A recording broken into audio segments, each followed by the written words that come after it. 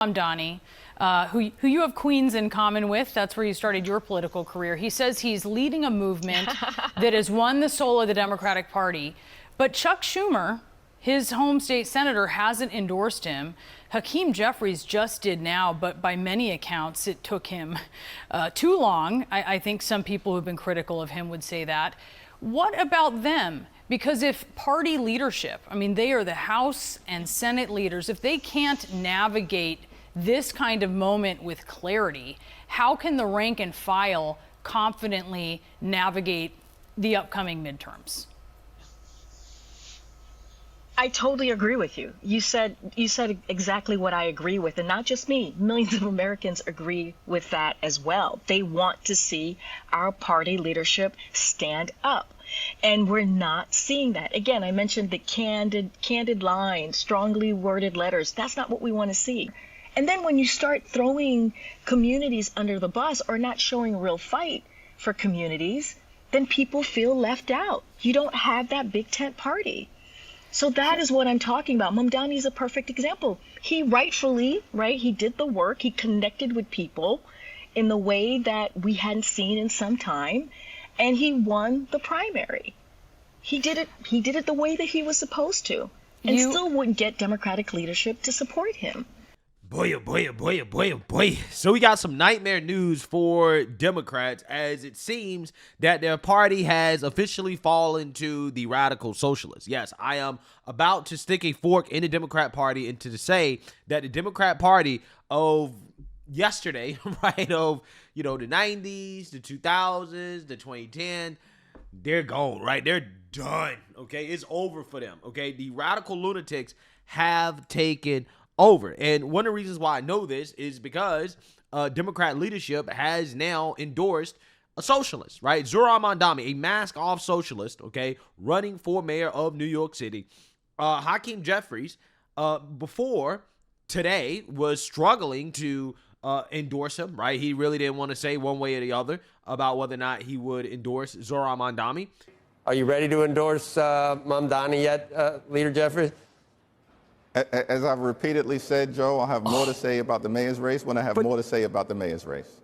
Today's the day for more. This is part of the future you were talking about last time you were on. This could be the future that you were talking about when you could do it. No.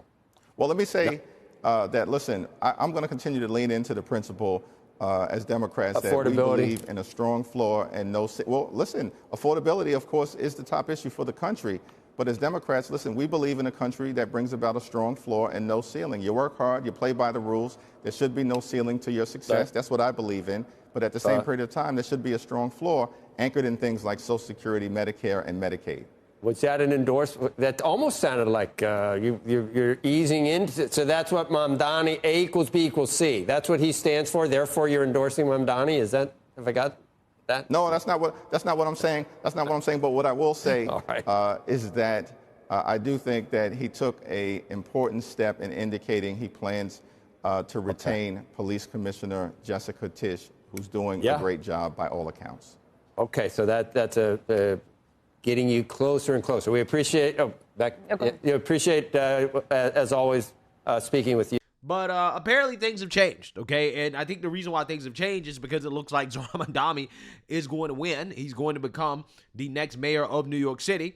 And also on top of that, you have a full-blown communist that is running for Senate in Maine, okay? He's running in a Democrat primary, Graham Plattner, and he is absolutely destroying Janet Mills, the sitting establishment Democrat governor. So what you have here are major races, or put it this way, Democrat primaries, at least as of right now, being won by socialists. It looks like a communist is going to be a sitting Democrat governor in a Senate race, which is going to open up the floodgates for the far left freaks, lunatics, to run against Democrats in the primary. And the problem is that Democrats now have to make a choice.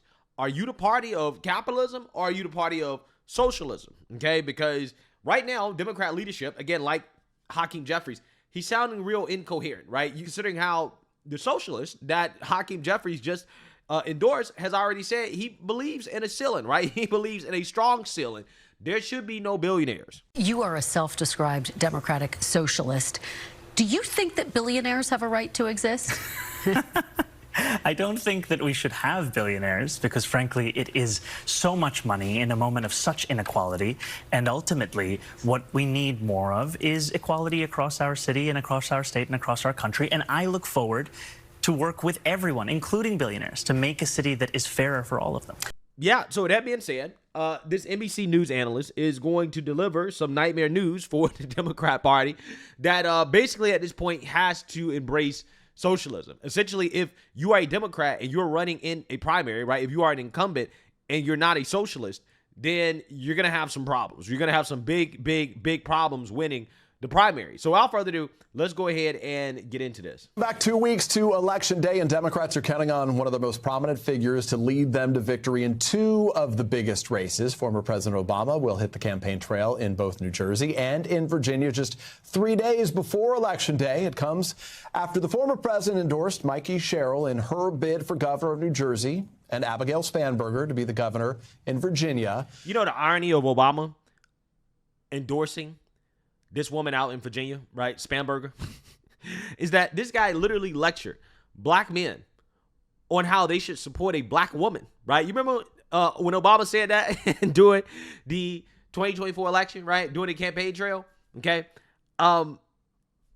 Winsome Sears, you know, is a black woman, right? And now all of a sudden, he doesn't think that the brothers should go out and to support a black woman, right, because she is a Republican. Again, it should tell you everything you need to know in regards to how, again, pro-black just means pro-Democrat, right? It only counts if you're pro-Democrat. If you're not a Democrat, all that black stuff goes out the window, okay? I just want you guys to understand.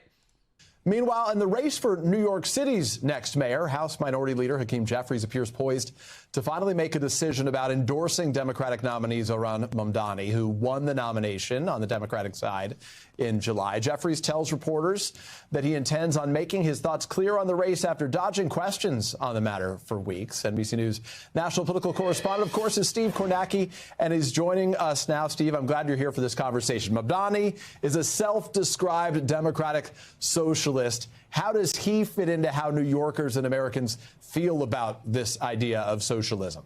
Yeah, it's an interesting question, Peter. I think we kind of look at New York City and we say, well, politically, culturally, New York City is kind of different than America as a whole. But how about New York City and the National Democratic Party is what's happening in this mayoral election, where the Democratic candidate, Zohran Mamdani, continues to lead in the polls, benefits from divided opposition, unpopular opponents, where he continues to be the favorite to win here.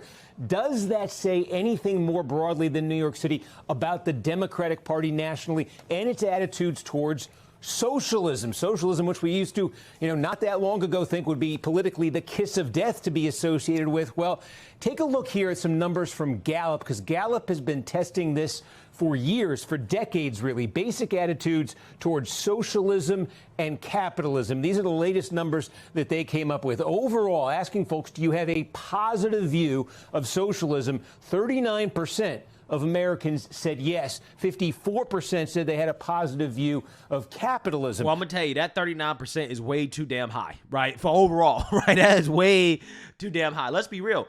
For Republicans, 14% too high. Independents, too high, 38%. And for Democrats, again, this is devastating. And again, I'm going to get into the numbers, because when you break this down by the poll numbers, right, I'm going to show you guys why this is going to be devastating for Democrats, particularly in general elections in swing states, right? In swing districts. This is the kiss of death for the Democrat. It's going to be over for them if this is the direction that the party's going to go in. But look at the party split here among Democrats. Look at socialism. That's nationally again.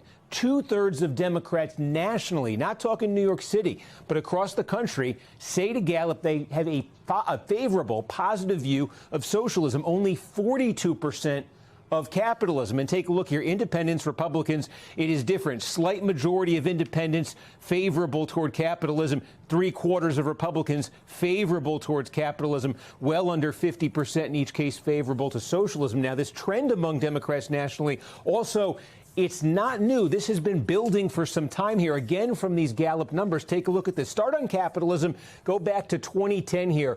Democrats were basically split then, 15 years ago, positive, negative on capitalism. And look at that number. It kind of stayed steady. And then in the last 5 years, it's fallen down to 42%, barely over 40%. And again, the crazy part about this is that you would think that people would have a less positive view on socialism, considering how during the pandemic, this country became more socialist than ever. And that is the reason why the cost of living has gone up so much, right? When you're subsidizing literally everything, when the government is subsidizing everything, okay, when you're getting the government involved in everything, that is what is leading to the increase in costs, right? That is what is leading to the inflation that we are still experiencing, okay? Even though it's not as bad as it was before, it's not great, right now in regards to what people are experiencing. You would think that people would realize, hey, you know what? Maybe we need to spend less money, right? Maybe we need to pull back on the handouts. Maybe we need to, kind of pump the brakes on market interventions, right? Having the government do too much, okay? But apparently, Democrats want the government to do more, right? They want the government to do more. At the same time, take a look at what's happened with socialism. Again, Democratic Party attitudes here. 2010, it was 50-50. It's ticked up. And now in the last couple of readouts, 2/3 of Democrats saying they have a positive image of socialism. So if Mamdani is successful, Peter, in New York City, I think one of the things you might say is it's not a revelation necessarily that socialism, that his brand of socialism might be palatable to some Democrats. It might just be further confirmation of what polling has actually been telling us for some time now, not just in New York. Yeah, that much more striking, though, of course, New York being, in effect, the epicenter of capitalism in our country and could have someone like Zohran Mamdani running the city before we know it. Steve Kornacki, always good to have you. Thanks for your expertise here. Wow. Yeah, so again, far-left progressives are going to say, oh, this is great. This is amazing. See, we told you guys the American people want socialism, right? This is what they're going to say, right? They're going to celebrate that. But I'm telling you, it's not good, right? It is really, really, really not good for the country. And it's also not good for the Democrat Party. Let me explain. Okay, look at this bombshell poll that just came out. New York City mayoral poll.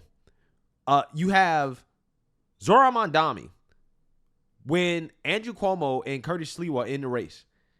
He's winning by 18 points, right, over Cuomo. But at the same time, he's not getting 50% of the vote, right? He struggles to get 50%.